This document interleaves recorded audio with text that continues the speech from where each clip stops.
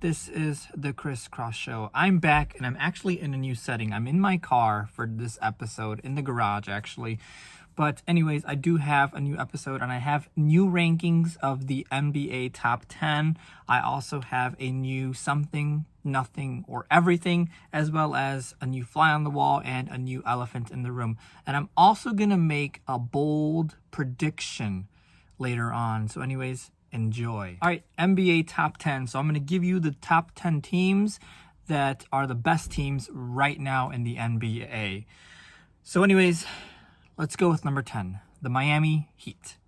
The Miami Heat have won 3 in a row. They're 7-3 in their last 10 games. They are currently 6th in the Eastern Conference. They've been playing pretty good. Again, whenever Jimmy Butler plays, they're probably going to win.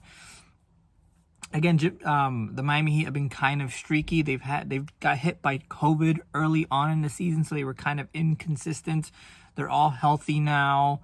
They're playing pretty good basketball. They've got a tough stretch. They've got, I think, Boston twice. I think they've got Philadelphia. And they've got all the top Eastern Conference teams. So it's going to tell me a lot about Miami.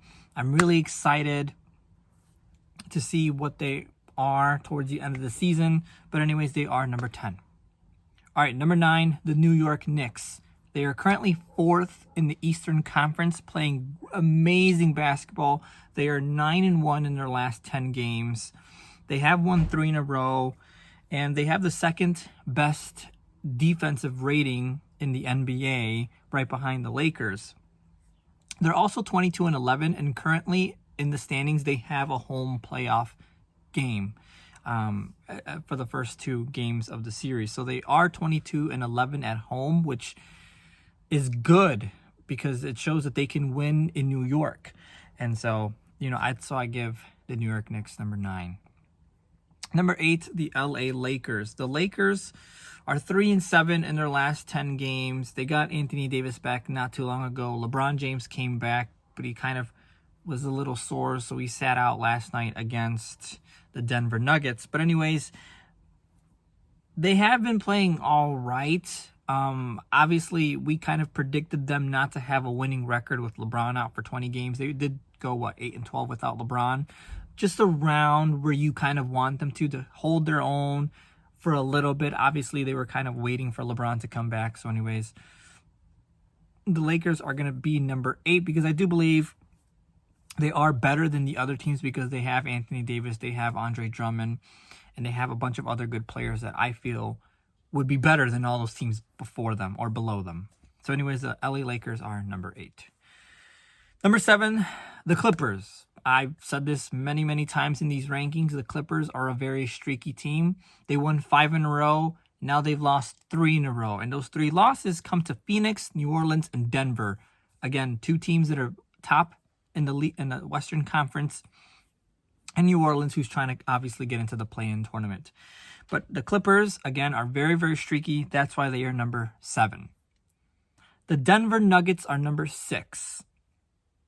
Denver did have a big win against the Clippers the other night. They did lose to the Lakers. Again, they were in LA for 2 games, first against the Clippers and against the Lakers.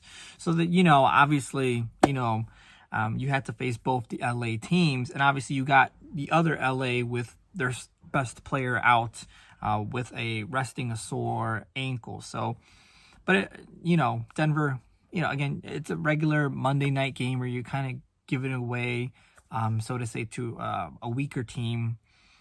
But they are 8-2 in their last 10. They've been playing great. Nikola Jokic has been playing great without Jamal Murray. We all thought Jamal Murray's absence from the team was going to hurt them, but they were 9-1 before last night's loss to the Lakers. So the Denver Nuggets are number 6. All right, anyways, I will give you my top 5 teams coming up right now.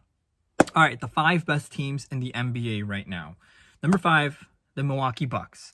Now, the Milwaukee Bucks had a huge win Sunday night against the Brooklyn Nets. They are currently playing the Brooklyn Nets right now.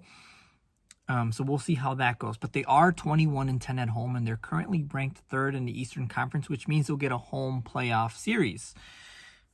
And being 21-10 in this crazy NBA season is a really, really, really good thing. You want that home court advantage, at least for the first round and possibly the second if they can catch up to Brooklyn or Philadelphia.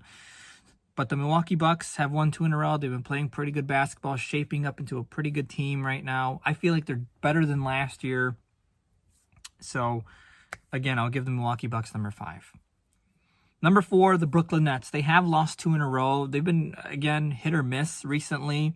They are 25-8 at home and currently second in the Eastern Conference, which means, again, they'll get a playoff series at home.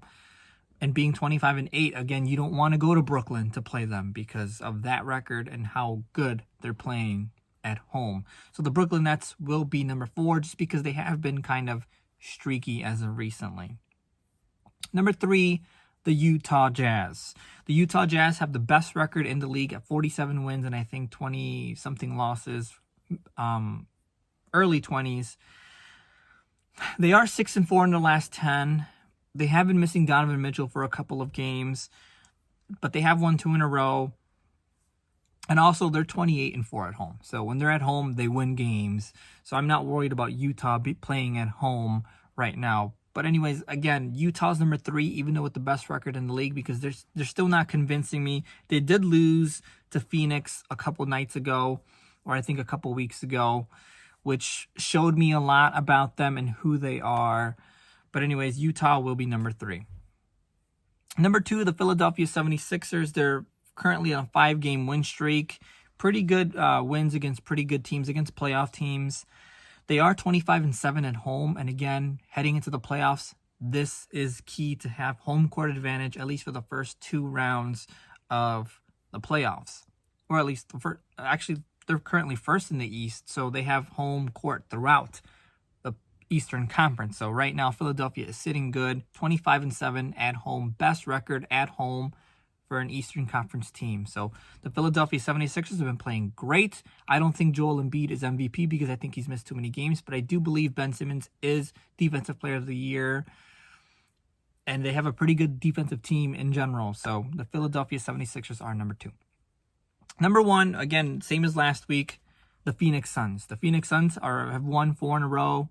They're 7-3 in their last 10.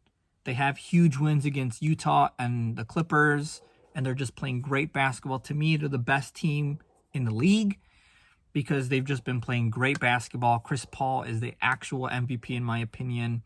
They've been playing great basketball against anyone, and they love matching up against anyone. And I think you don't want to see the Phoenix Suns in the first round.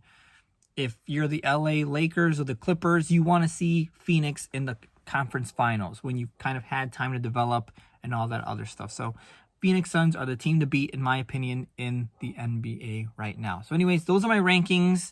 Number 10, Miami. Number 9, the New York Knicks. Number 8, the LA Lakers. Number 7, the Clippers. Number 6, the Denver Nuggets. 5, Milwaukee. 4, Brooklyn. 3, Utah. 2, Philadelphia. And number 1, the Phoenix Suns. Let me know what you think about my rankings, whether you agree with me or not. All right. This is one of my favorite segments. If anything, all my segments are my favorite. But something, nothing, or everything. Now, I have 4 things I want to talk about here.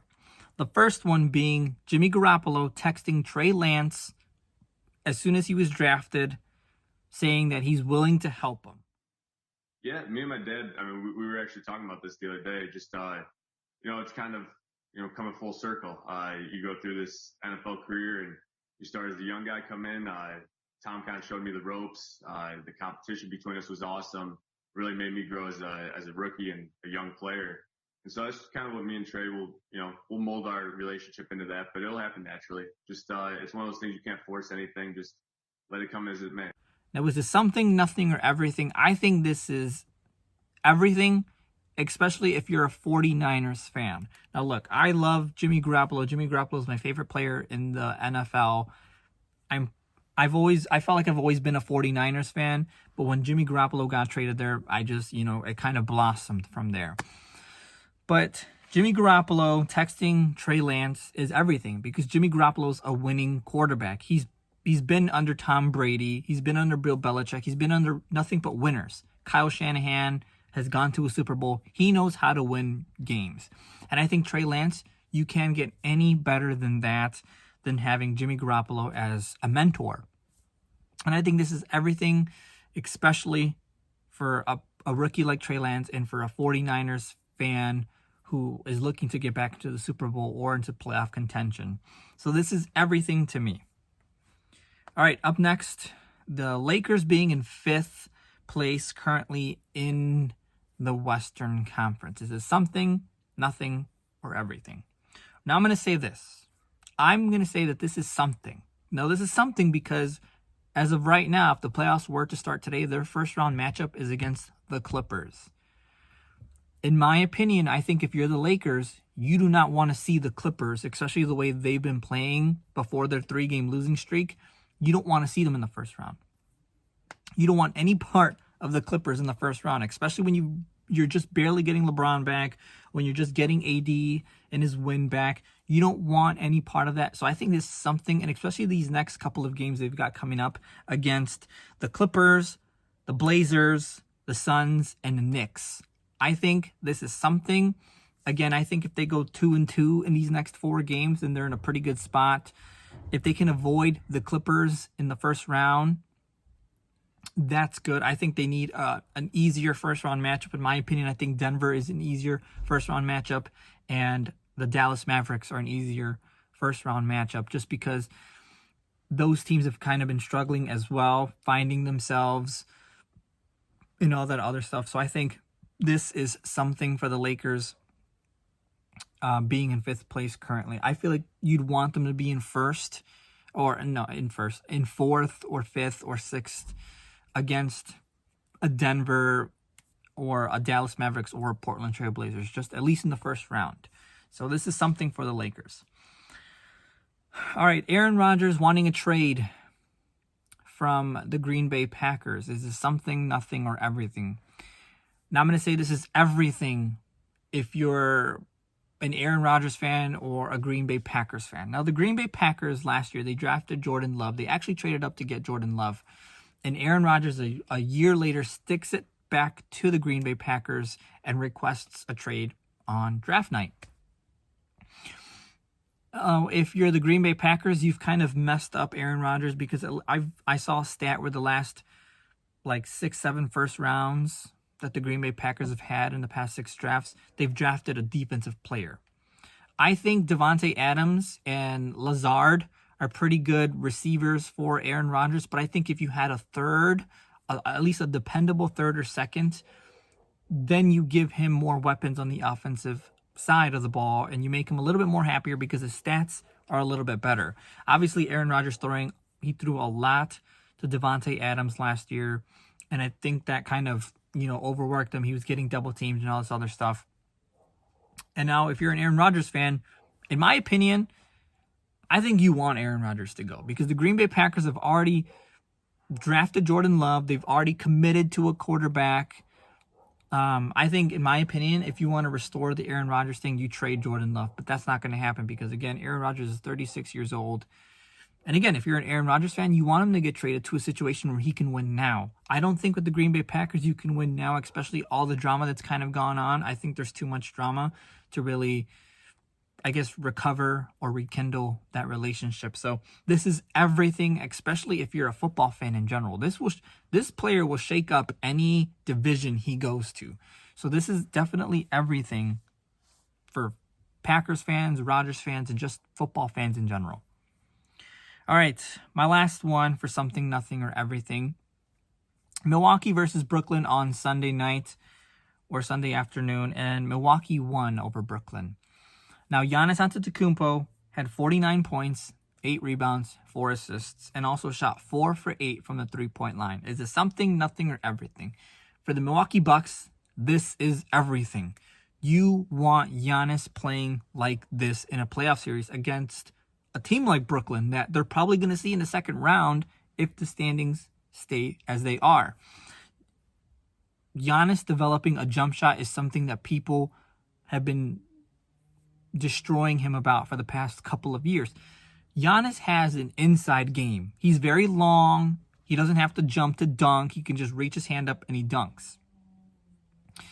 Giannis going 4 for 3 and from the 3-point line makes him respectable from the 3-point line, which means the floor is more spread out. They're not building a wall around him. They're playing him more like they would LeBron. Like they'll respect him on the 3-point line, and they'll kind of keep him in check. Obviously, Giannis is always going to get double teamed, and he's pretty good at passing it out, finding an open man.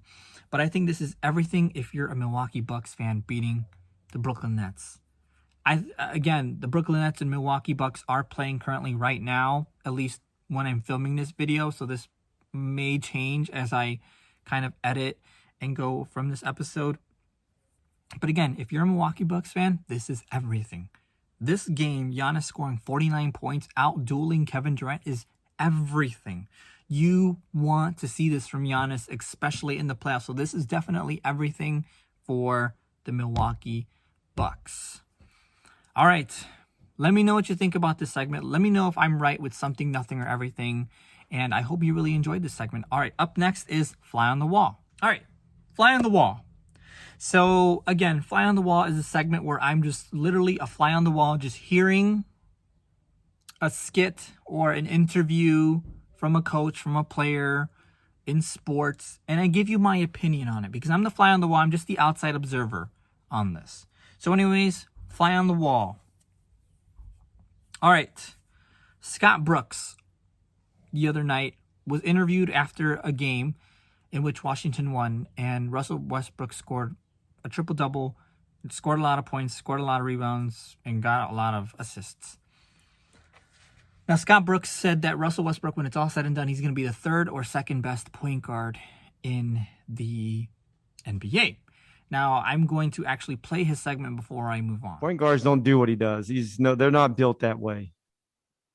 There might be some that can probably shoot better. There might be some that probably can do certain things better, but there's nobody in the history of the game that can do what he does throughout the stat sheet. I used to always say he's going to probably go down as the third best point guard ever, but I think he's past one, and he's going to go down as probably the second best. And one is obviously Magic. What he does, there's no point guard has ever done it. Nobody. And for him to average 4 triple doubles in 5 years, what Oscar said about him was, to me, that was real. He's doing MVP type things every game. All right. So from what I got out of this was, if we're just going to look at raw stats and just love for the game, Russell Westbrook is a top 5, top 3 point guard of all time. Again, is he Magic? Is he Stockton? I don't think he's Magic, because I think Magic was just an amazing player, 5-time champion, won the championship as a rookie, was Finals MVP as a rookie. So I think Magic will always keep number 1. But is he better than John Stockton? Is he better than Allen Iverson? Is he better than Chris Paul? And is he better than Isaiah Thomas? Those are a couple of point guards that, in my opinion, I can name off the top of my head. Is he better than Isaiah Thomas? I don't think so. Isaiah Thomas was an underrated passer, was a nasty defender, and again, led the bad boy Pistons and kept Michael Jordan from winning, or from at least going to the finals earlier in his career.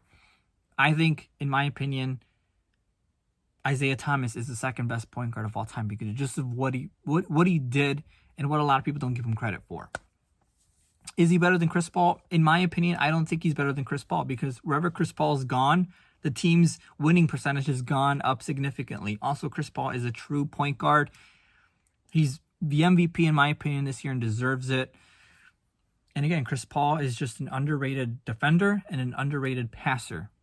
So I can't really put him above Chris Paul, in my opinion. And also going to John Stockton. John Stockton is, I think, the all-time leader in assists. You have to play at least 40 seasons to do what he did. John Stockton averaged double-digit assists for his career, and he played like 16, 17 years.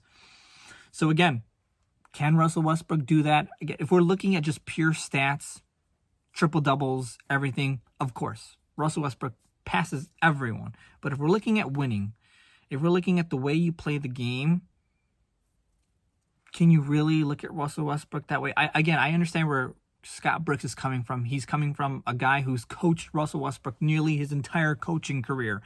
He started off with Russell Westbrook in OKC, then finds him back in Washington. So again, he's seen this for X amount of years, which again, it's really, really opinionated. And again, so I'm very, very opinionated as well. But to put him ahead of John Stockton, to put him ahead of Chris Paul, to put him ahead of Isaiah Thomas, when Russell Westbrook, since he lost Kevin Durant, has barely even made it out of the second round, made it out last year, actually the first round, has barely made it out of the first round when he's had a Paul George, when he's had a Victor Oladipo on his team, when he's had all these other All-Stars in his team, and the only time he made it out was last year, and that was off of Game 7, a lucky victory in Game 7. So I understand where Scott Brooks is coming from this, but at least from me being a process observer, it's more of living in the moment rather than actually looking at it as a whole. So that's my fly on the wall segment. All right, the elephant in the room is the most obvious thing that's in the room that needs to be addressed. Now I'm going to say this as a huge LeBron fan, as a guy who cheered for the Cavaliers from 2014 to 2018. And I'm going to say this. The elephant in the room that needs to be addressed is Steph Curry is crazy good. Steph Curry, let me just read you these stats from the last 4 games Steph Curry has played. 41 points, 8 3-pointers made. 30 points, 7 3-pointers made. 37 points, 6 3-pointers made. 27 points, 5 3-pointers made. Steph Curry is doing all this being a 6'3" point guard with basically a couple of ankle surgeries, without his second best player, with Draymond Green, who's kind of receding, at least from points wise, and a bunch of young players. Steph Curry is holding that Warriors team together. Steph Curry is crazy good. Steph Curry gets double teamed about half the game, and he still scores 41, 30, 37, and 27. I mean, it's crazy. People want to disrespect Steph Curry. And again, I had my fair share of disrespect to Steph Curry, and I admit that. But Steph Curry is crazy good. No one realizes that what he did to the game.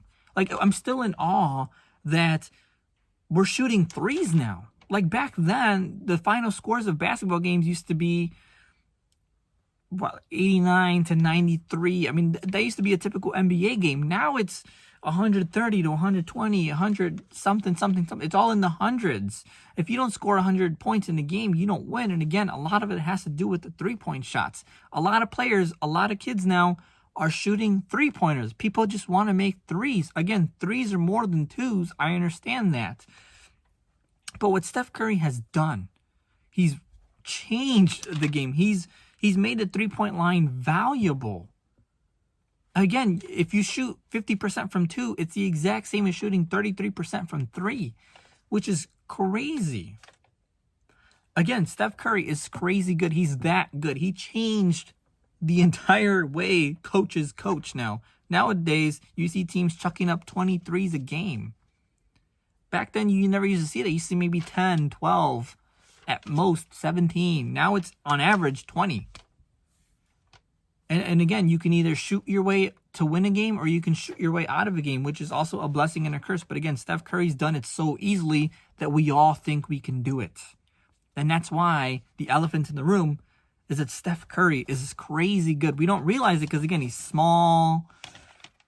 You know, he's not that athletic. We look at him and we kind of think, oh, we can do that. If he's that small, then, and if I'm bigger than him, maybe I can do it. So, but again, we don't realize that Steph Curry trains all the time.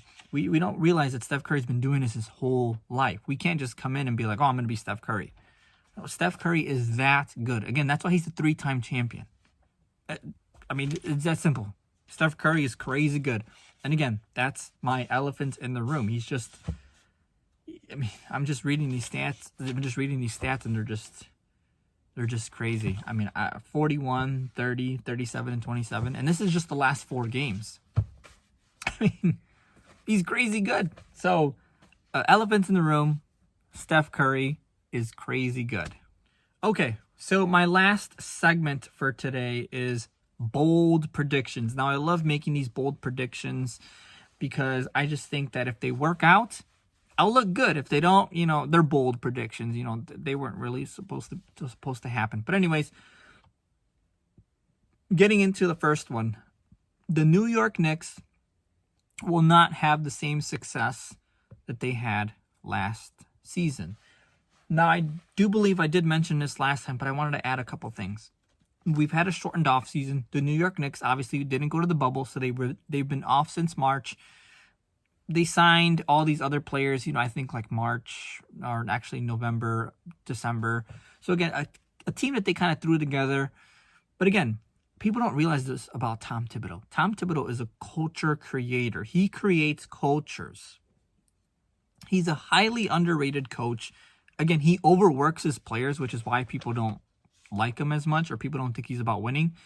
But again, he made Jimmy Butler who he is. He made Derrick Rose who he is, and so forth. So the New York Knicks, in my opinion, won't have the same success because, again, I think Julius Randle's a good player, but I don't think he's a let's go Kevin Durant type of player who can change a team for X amount of years, who can really put the team on the next level. Again, the Knicks will probably be in the playoffs next year as well, but they'll probably be 7th, 8th seed because teams are figuring them out. Teams are figuring out that they're just tough. They can't really shoot. And if they do shoot, it's because they had a really good night shooting. So, and also a short off season, they caught a lot of the teams that were in the bubble in bad situations, whether it was an injury and all that other stuff. So the New York Knicks have been kind of feasting off injured teams. So I think the New York Knicks aren't going to have the same success, which is why this is a bold prediction that they're not going to have the same success as they did this year. And again, we won't find that out until next season when it actually happens. But that's my first bold prediction. My second is that the Eastern Conference first round will have a lot of sweeps. Now, currently, as the playoffs stand, Philadelphia and Brooklyn are the 1 and 2 seeds, meaning they're going to play the teams that come from the play-in tournament. And those teams are either going to be Boston, Charlotte, Indiana, or Washington. Washington is my, wild card here. But I don't think Boston, just because Boston's been having a terrible season. They've been highly inconsistent. Charlotte's a little too young for me. And Indiana is kind of regressing. So I think Washington will give one of those teams a problem. But I think Philadelphia and Brooklyn should sweep their first round. And also, I think Milwaukee and Miami is going to be the only competitive series, and I think it's going to go 5 games Milwaukee winning just because I think Miami's been kind of inconsistent all year, and they've been in and out of the lineups. So I think Milwaukee will kind of roll Miami in 5 games. And also New York versus Atlanta. If the playoffs started today, that's who would be the 4th versus the 5th. And I think the Knicks would destroy Atlanta, in my opinion, just because they're playing great basketball, and they're playing really good defense, so Trae Young's not going to get a lot of points there. So I think the Eastern Conference is going to be just sweep after sweep, at least in the first round. I think the second round is going to be a little bit more exciting with the 2nd and 3rd seed and whoever comes out in the 4th and the 5th seed. All right, which brings me to the Western Conference, which is actually my 3rd bold prediction. I think the Western Conference first round is going to be brutal. I think it's going to be 6 to 7 games per series. Again, if the playoffs were to start today, Phoenix and Utah are going to play the play-in tournament winners, which is Portland, Memphis, Warriors, and San Antonio. I believe that San Antonio won't fight back much. So I think if San Antonio somehow makes into the playoffs, they're not going to be much competition. But I think Portland will give Utah or Phoenix a run, either in 6 or 7 games. And as well as Golden State. You got to watch out for Golden State. I do believe 5 games minimum. It's not going to be sweeps for those teams in the first round matchups. And also Denver versus the Mavericks currently as the standings stand. And I think that's going to go 6, 7 games. It can easily go 7 games either way. but I think that'll go 7 games. And also LA versus LA. I mean, I think it's going to go 7-8 games, Lakers winning, but I think it's 7-8 games. I think it's going to go 6-7 games with the Lakers winning, just because they got LeBron, they got Anthony Davis, and I think their point guard can shoot better, can shoot more, and is a little bit more quicker than the other point guards in the Clippers. I'm talking about Dennis Schroeder. He's the quickest point guard, in my opinion. I've never seen a point guard get that quick to the basket in his first step. So, again, the Western Conference first round is going to look brutal. 6 to 7 games for sure for every first round matchup. So I think the first round is going to be really, really good in the Western Conference. Anyways, those are my bold predictions. The Knicks not being as successful as last year. The Eastern Conference first round being sweeps, or at least in 5 games, or done in 5 games. And also the Western Conference being 6 to 7 games at minimum for each playoff series. All right. Those are my segments. I know I'm in my car today. I decided to do an episode in the car to kind of change up the scenery. I hope you really enjoyed. All right, so that just about wraps it up for the Crisscross Show today. Next week, I'm hoping to give you a list of the NBA teams from 1 through 30 on how I thought their season went. Obviously, the playoffs begin in 10 days from now, or the play-in tournament begins in 10 days from now. So I want to give you guys my 1 through 30 ranking for NBA teams and how they stacked up to the very end of the season. So I will do that, and I'll also give you a couple of more something, nothing, or everything, fly on the wall, and as well as elephant in the room. Anyways, I really hope you enjoyed. Hey everybody, thanks for watching. Keep up with the show by clicking the subscribe button to get the latest from the show. Also, turn on the notifications to know when a new episode is posted. Thank you.